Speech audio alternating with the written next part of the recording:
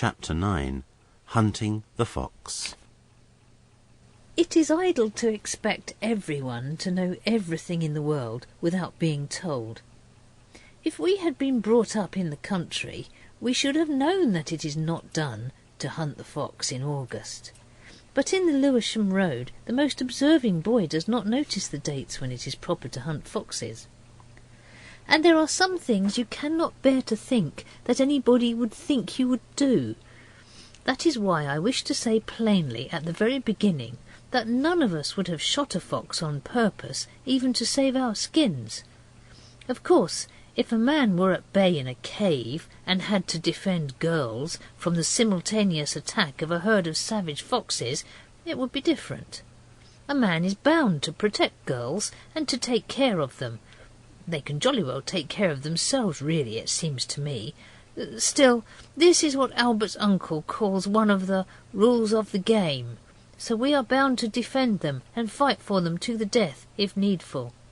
Denny knows a quotation which says, "What dire offence from harmless causes springs, what mighty contests rise from trefoil things." He says this means that all great events come from three things, threefold, like the clover or trefoil, and the causes are always harmless. Trefoil is short for threefold. There were certainly three things that led up to the adventure which is now going to be told you. The first was our Indian uncle coming down to the country to see us. The second was Denny's tooth. The third was only our wanting to go hunting. But if you count it in, it makes the thing about the trefoil come right, and all these causes were harmless. It is a flattering thing to say, and it was not Oswald who said it, but Dora. She said she was certain our uncle missed us, and he felt he could no longer live without seeing his dear ones. That was us. Anyway, he came down without warning, which is one of the few bad habits that excellent Indian man has. And this habit has ended in unpleasantness more than once, as when we played jungles. However, this time it was all right. He came on rather a dull kind of day, when no one had thought of anything particularly amusing to do, so that, as it happened to be dinner time, we had just washed our hands and faces, we were all spotlessly clean, compared with what we are sometimes, I mean, of course. We were just sitting down to dinner, and Albert's uncle was just plunging the knife into the hot heart of the steak pudding when there was the rumble of wheels, and the station fly stopped at the garden gate. And in the fly, sitting very upright, with his hands on his knees, was our Indian relative so much beloved. He looked very smart, with a rose in his buttonhole. How different from what he looked in other days, when he helped us to pretend that our currant pudding was a wild boar we were killing with our forks. Yet, though tidier, his heart still beat kind and true. You should not judge people harshly because their clothes are tidy. He had dinner with us, and then we showed him round the place and told him everything we thought he would like to hear, and about the Tower of Mystery. And he said, "It makes my blood boil to think of it." Noel said he was sorry for that, because everyone else we had told it to had owned, when we had asked them, that it froze their blood. "Ah," said the uncle, "but in India we learn how to freeze our blood and boil it at the same time. In those hot longitudes, perhaps, the blood is always near boiling point, which accounts for Indian tempers, though not for the curry and pepper they eat. But I must not wander. There is no curry at all in this story. About temper I will not say." Then Uncle let us all go with him to the station when the fly came back for him, and when we said good-bye, he tipped us all £50, without any insidious distinctions about age or considering whether you were a boy or a girl. Our Indian uncle is a true-born Briton, with no nonsense about him. We cheered him like one man as the train went off, and then we offered the fly driver £1 to take us back to the 4 crossroads. and the grateful creature did it for nothing, because, he said, the gent had tipped him something like. How scarce is true gratitude! So we cheered the driver too for this rare virtue, and then went home to talk about what we should do with our money. I cannot tell you all that we did with it, because money melts away like snow wreaths in Thorgene, as Denny says, and somehow the more you have, the more quickly it melts.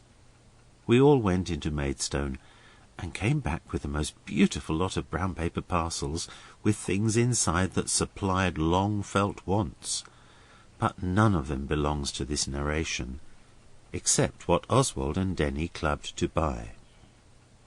This was a pistol, and it took all the money they both had. But when Oswald felt the uncomfortable inside sensation that reminds you who it is and his money are soon parted, he said to himself, "I don't care. We ought to have a pistol in the house, and one that will go off too, not those rotten flintlocks. Suppose there should be burglars, and us totally unarmed." We took it in turns to have the pistol, and we decided always to practice with it far from the house, so as not to frighten the grown-ups, who are always much nervouser about firearms than we are. It was Denny's idea getting it, and Oswald owns it surprised him, but the boy was much changed in his character. We got it while the others were grubbing at the pastry cook's in the High Street, and we said nothing till after tea, though it was hard not to fire at the birds on the telegraph wires as we came home in the train. After tea we had a council in the straw loft, and Oswald said, "Denny and I have got a secret." "I know what it is," Dicky said contemptibly. "You've found out that shop in Maidstone where peppermint rock is 4 ounces a penny. H.O. and I found it out before you did." Oswald said, "You shut up. If you don't want to hear the secret, you'd better bunk. I'm going to administer the secret oath." This is a very solemn oath, and only used about real things, and never for pretending ones, so Dicky said, "Oh, all right, go ahead. I thought you were only rotting." So they all took the secret oath. Noel made it up long before, when he had found the first thrush's nest we ever saw in the Blackheath garden. I will not tell, I will not reveal, I will not touch or try to steal, and may I be called a beastly sneak if this great secret I ever repeat. It's a little wrong about the poetry, but it's a very binding promise. They all repeated it, down to H.O. "Now then," Dicky said, "what's up?" Oswald, in proud silence, drew the pistol from his breast and held it out. And there was a murmur of awful amazement and respect from every one of the council. The pistol was not loaded, so we let even the girls have it to look at. And then Dicky said, "Let's go hunting." And we decided that we would.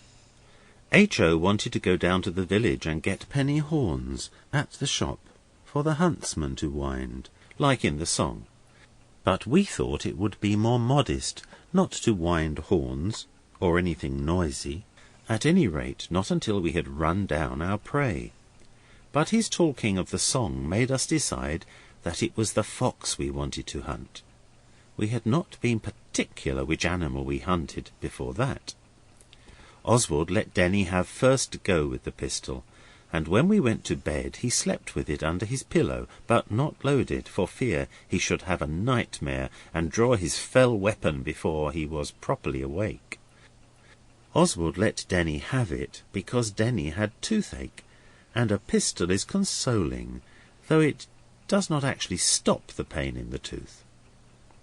The toothache got worse, and Albert's uncle looked at it and said it was very loose, and Denny owned he had tried to crack a peach stone with it, which accounts. He had creosote and camphor, and went to bed early with his tooth tied up in red flannel. Oswald knows it is right to be kind when people are ill, and he forbore to wake the sufferer next morning by buzzing a pillow at him, as he generally does. He got up and went over to shake the invalid, But the bird had flown and the nest was cold. The pistol was not in the nest either, but Oswald found it afterwards under the looking-glass on the dressing-table. He had just awakened the others with a hairbrush because they had not got anything the matter with their teeth, when he heard wheels, and looking out, beheld Denny and Albert's uncle being driven from the door in the farmer's high cart with the red wheels. We dressed extra quick, so as to get downstairs to the bottom of the mystery, and we found a note from Albert's uncle. It was addressed to Dora, and said, Denny's toothache got him up in the small hours. He's off to the dentist to have it out with him, man to man, home to dinner. Dora said, Denny's gone to the dentist. I hope it's a relation, H.O. said. Denny must be short for dentist. I suppose he was trying to be funny. He really does try very hard. He wants to be a clown when he grows up. The others laughed. I wonder, said Dicky, whether he'll get a shilling or half a crown for it. Oswald had been meditating in gloomy silence. Now he cheered up and said, Of course, I'd forgotten that. He'll get his tooth money, and the drive too. So it's quite fair for us to have the fox hunt while he's gone. I was thinking we should have to put it off. The others agreed that it would not be unfair. We can have another one, another time if he wants to, Oswald said. We know foxes are hunted in red coats and on horseback, but we could not do this. But H.O. had the old red football jersey that was Albert's uncle's when he was at Loretto. He was pleased. But I do wish we'd had horns, he said grievingly. I should have liked to wind the horn. We can pretend horns, Dora said. But he answered, I don't want to pretend. I want to wind something. Wind your watch, Dicky said. And that was unkind, because we all know that H.O.'s watch is broken, and when you wind it, it only rattles inside without going in the least. We did not bother to dress up much for the hunting expedition, just cocked hats and lathe swords, and we tied a card onto H.O.'s chest with Moat House Fox Hunters on it. And we tied red flannel round all the dogs' necks to show they were foxhounds, yet it did not seem to show it plainly. Somehow it made them look as if they were not foxhounds, but their own natural breeds, only with sore throats. Oswald slipped the pistol and a few cartridges into his pocket. He knew, of course, that foxes are not shot, but, as he said, who knows whether we might not meet a bear or a crocodile? We set off gaily, across the orchard and through 2 cornfields, and along the hedge of another field, and so we got into the wood through a gap we had happened to make a day or 2 before playing Follow My Leader. The wood was very quiet and green. The dogs were happy and most busy. Once Pincher started a rabbit. We said, View halloo, and immediately started in pursuit.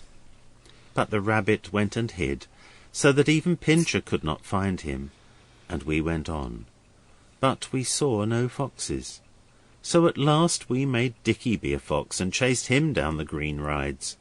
A wide walk in a wood is called a ride, even if people never do anything but walk in it.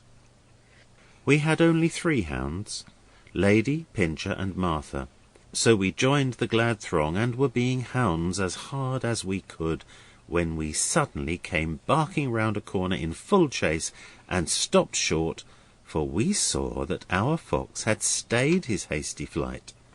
The fox was stooping over something reddish that lay beside the path, and he cried, I say, look here, in tones that thrilled us throughout. Our fox, whom we must now call Dicky so as not to muddle the narration, pointed to the reddy thing that the dogs were sniffing at. It's a real live fox, he said, and so it was. At least it was real, only it was quite dead, and when Oswald lifted it up, its head was bleeding. It had evidently been shot through the brain and expired instantly. Oswald explained this to the girls when they began to cry at the sight of the poor beast. I did not say he did not feel a bit sorry himself. The fox was cold, but its fur was so pretty, and its tail and its little feet. Dicky strung the dogs on the leash. They were so much interested we thought it was better. "It does seem horrid to think it'll never see again, out of its poor little eyes," Dora said, blowing her nose. "And never run about through the wood again, lend me your hanky, Dora," said Alice.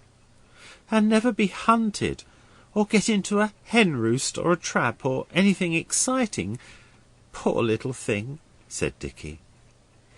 The girls began to pick green chestnut leaves to cover up the poor fox's fatal wound, and Noel began to walk up and down making faces the way he always does when he's making poetry.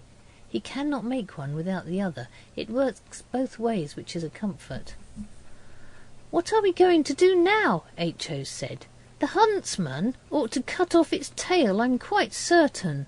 Only I've broken the big blade of my knife, and the other was never any good." The girls gave H.O. a shove, and even Oswald said, "Shut up," for somehow we all felt we did not want to play fox hunting any more that day. When his deadly wound was covered, the fox hardly looked dead at all. "Oh, I wish it wasn't true," Alice said. Daisy had been crying all the time, and now she said, "I should like to pray God to make it not true." But Dora kissed her and told her that was no good, only she might pray God to take care of the fox's poor little babies, if it had any, which I believe she has done ever since. "If only we could wake up and find it was a horrid dream," Alice said. "It seems silly that we should have cared so much when we had really set out to hunt foxes with dogs, but it is true. The fox's feet looked so helpless, and there was a dusty mark on its side that I know should not have been there if it had been alive and able to wash itself." Noel now said, "This is the piece of poetry." "Here lies poor Reynard who is slain. He will not come to life again. I never will the huntsman's horn wind since the day that I was born until the day I die. For I don't like hunting, and this is why." "Let's have a funeral," said H.O. This pleased everybody, and we got Dora to take off her petticoat to wrap the fox in so we could carry it to our garden and bury it without bloodying our jackets. Girls' clothes are silly in one way, but I think they are useful too. A boy cannot take off more than his jacket and waistcoat in any emergency, or he is at once entirely undressed. But I have known Dora take off 2 petticoats for useful purposes and look just the same outside afterwards. We boys took it in turns to carry the fox. It was very heavy. When we got near the edge of the wood, Noel said, "It would be better to bury it here, where the leaves can talk funeral songs over its grave for ever, and the other foxes can come and cry if they want to." He dumped the fox down on the moss under a young oak tree as he spoke. "If Dicky fetched the spade and fork, we could bury it here, and then he could tie up the dogs at the same time." "You're sick of carrying it," Dicky remarked. "That's what it is." But he went on condition the rest of us boys went too. While we were gone, the girls dragged the fox to the edge of the wood. It was a different edge to the one we went in by, close to a lane, and while they waited for the digging or fatigue party to come back, they collected a lot of moss and green things to make the fox's long home soft for it to lie in. There are no flowers in the woods in August, which is a pity. When we got back with the spade and fork, we dug a hole to bury the fox in. We did not bring the dogs back because they were too interested in the funeral to behave with real respectable calmness. The ground was loose and soft and easy to dig when we had scraped away the broken bits of sticks and the dead leaves and the wild honeysuckle. Oswald used the fork and Dicky had the spade. Noel made faces and poetry. He was struck so that morning. And the girls sat stroking the clean parts of the fox's fur till the grave was deep enough. At last it was. Then Daisy threw in the leaves and grass, and Alice and Dora took the poor dead fox by his 2 ends, and we helped to put him in the grave. We could not lower him slowly. He was dropped in, really. Then we covered the furry body with leaves, and Noel said the burial ode he had made up.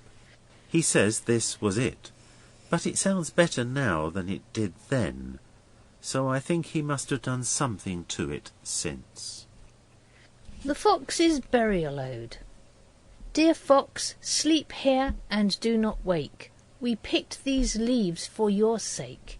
You must not try to rise or move. We give you this with our love. Close by the wood where once you grew, your mourning friends have buried you. If you'd have lived, you'd not have been proper friends with us, I mean.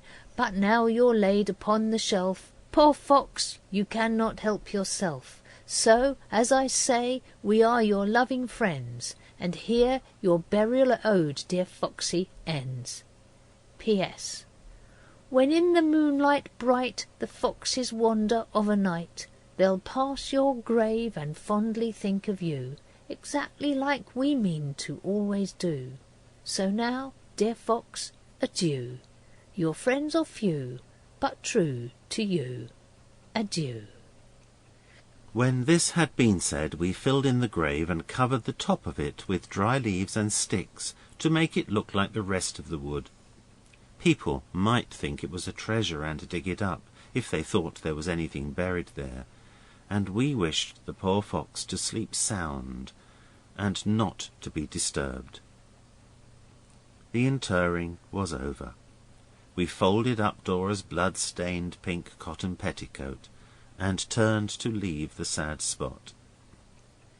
We had not gone a dozen yards down the lane when we heard footsteps and a whistle behind us, and a scrabbling and whining, and a gentleman with 2 fox terriers had called a halt just by the place where we had laid low the little red rover. The gentleman stood in the lane, but the dogs were digging. We could see their tails wagging and see the dust fly. And we saw where. We ran back. "Oh, please do stop your dogs digging there," Alice said. The gentleman said, "Why?" "Because we've just had a funeral, and that's the grave." The gentleman whistled, but the fox terriers were not trained like Pincher, who was brought up by Oswald. The gentleman took a stride through the hedge gap. "What have you been a-burying, pet Dicky bird, eh?" said the gentleman kindly. He had riding breeches and white whiskers. We did not answer, because now, for the first time, it came over all of us in a rush of blushes and uncomfortableness that burying a fox is a suspicious act. I don't know why we felt like this, but we did. Noel said dreamily, "We found his murdered body in the wood and dug a grave by which the mourners stood." But no one heard him except Oswald, because Alice and Dora and Daisy were all jumping about with the jumps of unrestrained anguish and saying, "Oh, call them off, do! Oh, don't let them dig!" Alas, Oswald was, as usual, right. The ground of the grave had not been trampled down hard enough, and he had said so plainly at the time, but his prudent counsels had been overruled. Now these busy-bodying, meddling, mischief-making fox terriers, how different from Pincher, who minds his own business until told otherwise, had scratched away the earth and laid bare the reddish tip of the poor corpse's tail. We all turned to go without a word. It seemed to be no use staying any longer. But in a moment the gentleman with the whiskers had got Noel and Dicky each by an ear. They were nearest him. H.O. hid in the hedge. Oswald, to whose noble breast sneakishness is, I am thankful to say, a stranger, would have scorned to escape, but he ordered his sisters to bunk in a tone of command which made refusal impossible. "And bunk sharp, too," he added sternly. "Cut along home." So they cut.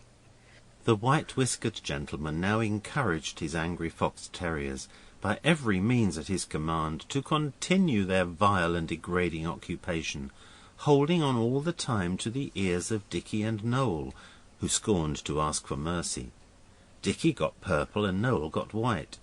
It was Oswald who said, "Don't hang on to them, sir, we won't cut. I give you my word of honour."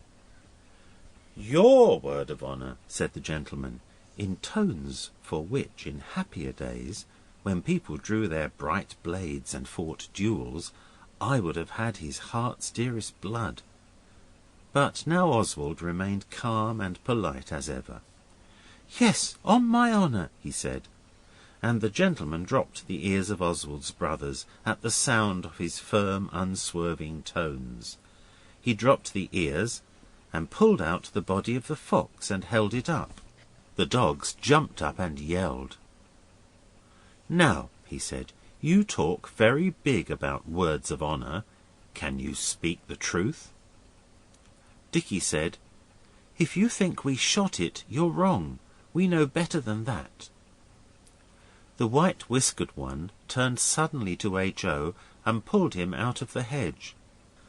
And what does that mean? He said, and he was pink with fury to the ends of his large ears as he pointed to the card on H.O.'s breast which said, Moat House Fox Hunters.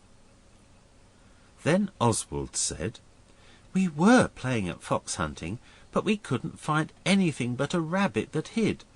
So my brother was being the fox, and then we found the fox shot dead, and I don't know who did it, and we are very sorry for it, and we buried it, and that's all. Not quite, said the riding breeches gentleman, with what I think you call a bitter smile. Not quite. This is my land, and I'll have you up for trespass and damage. Come along now, no nonsense. I'm a magistrate, and I'm master of the hounds. A vixen, too. What did you shoot her with? You're too young to have a gun. Sneaked your father's revolver, I suppose. Oswald thought it was better to be goldenly silent, but it was vain. The master of the hounds made him empty his pockets, and there was the pistol and the cartridges. The magistrate laughed a harsh laugh of successful disagreeableness. All right, he said. Where's your licence? You come with me. A week or two in prison. I don't believe now he could have done it, but we all thought then he could and would, what's more. So H.O. began to cry, but Noel spoke up. His teeth were chattering, yet he spoke up like a man. He said, you don't know us. You've no right not to believe us until you've found us out in a lie. We don't tell lies. You ask Albert's uncle if we do. Hold your tongue, said the white-whiskered, but Noel's blood was up. If you do put us in prison without being sure, he said, trembling more and more, you are a horrible tyrant, like Caligula and Herod or Nero and the Spanish Inquisition, and I will write a poem about it in prison, and people will curse you for ever. Upon my word, said White Whiskers. We'll see about that. And he turned up the lane with the fox hanging from one hand and Noel's ear once more reposing in the other. I thought Noel would cry or faint, but he bore up nobly, exactly like an early Christian martyr. The rest of us came along too. I carried the spade and Dicky had the fork. H.O. had the card and Noel had the magistrate. At the end of the lane there was Alice. She had bunked home, obeying the orders of her thoughtful brother, but she'd bottled back again like a shot, so as not to be out of the scrape.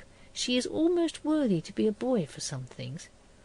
She spoke to Mr. Magistrate and said, "Where are you taking him?" The outraged majesty of the magistrate said, "To prison, you naughty little girl." Alice said, "Noel will faint. Someone tried to take him to prison before, about a dog. Do please come to our house and see our uncle. At least he's not, but it's the same thing. We didn't kill the fox, if that's what you think. Indeed we didn't. Oh dear, I do wish you'd think of your own little boys and girls if you've got any, or else about when you were little. You wouldn't be so horrid if you did." I don't know which, if either, of these objects the foxhound master thought of, but he said, "Well, lead on," and he let go Noel's ear, and Alice snuggled up to Noel and put her arm round him. It was a frightened procession, whose cheeks were pale with alarm, except those between White Whiskers, and they were red, that wound in at our gate and into the hall among the old oak furniture and black and white marble floor and things. Dora and Daisy were at the door. The pink petticoat lay on the table, all stained with the gore of the departed. Dora looked at us all, and she saw that it was serious. She pulled out the big oak chair and said, "Won't you sit down?" very kindly to the white-whiskered magistrate.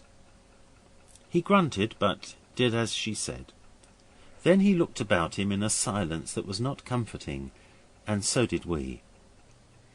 At last he said, "Come, you didn't try to bolt. Speak the truth, and I'll say no more." We said we had. Then he laid the fox on the table, spreading out the petticoat under it. And he took out a knife, and the girls hid their faces. Even Oswald did not care to look. Wounds in battle are all very well, but it's different to see a dead fox cut into with a knife. Next moment the magistrate wiped something on his handkerchief, and then laid it on the table and put one of my cartridges beside it. It was the bullet that had killed the fox. "Look here," he said. And it was too true. The bullets were the same. A thrill of despair ran through Oswald. He now knows how a hero feels when he is innocently accused of a crime, and the judge is putting on the black cap, and the evidence is convulsive, and all human aid is despaired of. "I can't help it," he said. "We didn't kill it, and that's all there is to it." The white-whiskered magistrate may have been master of the foxhounds, but he was not master of his temper, which is more important, I should think, than a lot of beastly dogs. He said several words which Oswald would never repeat, much less in his own conversing, and besides that, he called us obstinate little beggars. Then suddenly Albert's uncle entered into the midst of a silence freighted with despairing reflections. The MFH got up and told his tale. It was mainly lies, or to be more polite, it was hardly any of it true, though I supposed he believed it. "I am very sorry, sir," said Albert's uncle, looking at the bullets. "You'll excuse me asking for the children's version?" "Oh, certainly, sir, certainly," fuming, the foxhound magistrate replied. Then Albert's uncle said, "Now, Oswald, I know I can trust you to speak the exact truth." So Oswald did. Then the white-whiskered foxmaster laid the bullets before Albert's uncle, and I felt this would be a trial to his faith far worse than the rack or the thumbscrew in the days of the Armada. And then Denny came in. He looked at the fox on the table. "You found it, then?" he said. The master of foxhounds would have spoken, but Albert's uncle said, "One moment. Denny, you've seen this fox before?" "Rather," said Denny. But Albert's uncle said, "Take time, think before you speak, and say the exact truth. No, don't whisper to Oswald. This boy," he said to the injured foxmaster, "has been with me since 7 this morning. His tale, whatever it is, will be independent evidence." But Denny would not speak, though again and again Albert's uncle told him to. "I can't until I've asked Oswald something," he said at last. White Whiskers said, "That looks bad, eh?" But Oswald said, "Don't whisper, old chap. Ask me whatever you like, but speak up." So Denny said, "I can't without breaking the secret oath." So then Oswald began to see, and he said, "Break away for all you're worth. It's all right." And Denny said, drawing relief's deepest breath, "Well then, Oswald and I have got a pistol, shares, and I had it last night. And when I couldn't sleep last night because of the toothache, I got up and went out early this morning, and I took the pistol and I loaded it just for fun, and down in the wood I heard a whining like a dog, and I went, and there was the poor fox caught in an iron trap with teeth, and I went to let it out, and it bit me. Look, here's the place, and the pistol went off, and the fox died, and I'm so sorry." "But why didn't you tell the others?" "They weren't awake when I went to the dentist." "But why didn't you tell your uncle if you've been with him all the morning?" It was the oath, H.O. said. May I be called a beastly sneak if this great secret I ever repeat. White Whiskers actually grinned. Well, he said, I see it was an accident, my boy. Then he turned to us and said, I owe you an apology for doubting your word, all of you. I hope it's accepted. We said it was all right, and he was to never mind. But all the same we hated him for it. He tried to make up for his unbelievingness afterwards by asking Albert's uncle to shoot rabbits, but we did not really forgive him till the day when he sent the fox's brush to Alice, mounted in silver, with a note about her plucky conduct in standing by her brothers.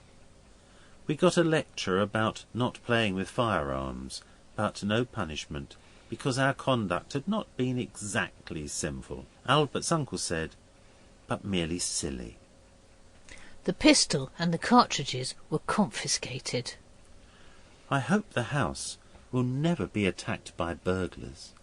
When it is, Albert's uncle will only have himself to thank if we are rapidly overpowered, because it will be his fault that we shall have to meet them totally unarmed and be their almost unresisting prey. End of chapter 9. Read by Hazel and Alan Chant of Tunbridge in Kent, England.